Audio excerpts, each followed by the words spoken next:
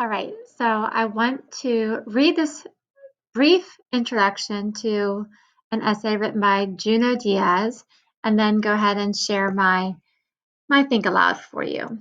So you try every trick in the book to keep her. You write her letters, you drive her to work, you quote Neruda, you compose a mass email disowning all your sutias, you block their emails, you change your phone number, you stop drinking, you stop smoking, you claim you're a sex addict and start attending meetings. You blame your father, you blame your mother, you blame the patriarchy, you blame Santo Domingo. You find a therapist, you cancel your Facebook, you give her the passwords to all your email accounts. You start taking salsa classes like you always swore you would, so that the two of you can dance together. You claim that you were sick, you claim that you were weak, and every hour, like clockwork, you say that you're so sorry. You try it all, but one day she simply sits up in bed and says, no more, and asks you to move from the Harlem apartment that you two share when you're not teaching in Boston. You consider not going. You consider a squat protest. In fact, you say you won't go, but in the end, you do. So this is a very complicated relationship that he's describing here. And right away, I'm sure you noticed the informal you, the second person. And I like to make sure I point out that yes, you can write in the second person, but there's always going to be a reason for it. It's not going to be for your formal research papers that you're writing for your teachers in class, but there is a time for it. So here, he's making it really personal and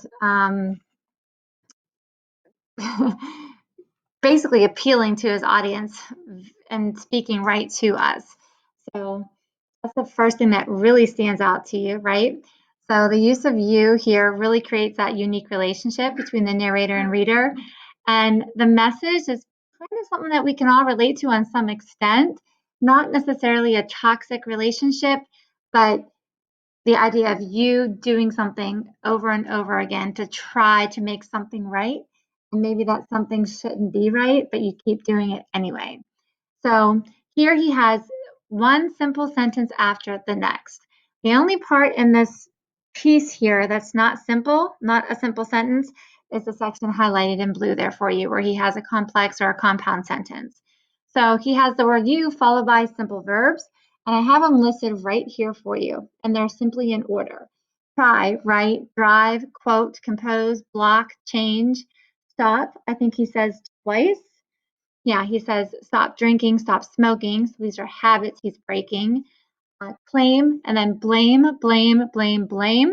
So there's significance in the fact that he's blaming other people instead of possibly accepting responsibility. Find, cancel, give, start, claim, and say. And then again, you try, you consider, and then you say. And that shift at the end here is really significant. He says, but in the end, you do. So he says he's not going to do something, but then of course he does. So just kind of a question for you to think about. Do you give up or are you giving in?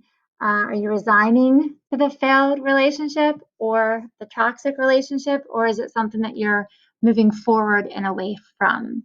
So I think this passage is definitely worth reading, not just once, but twice. And then obviously the passage itself, the structure of it is worth trying to emulate on your own.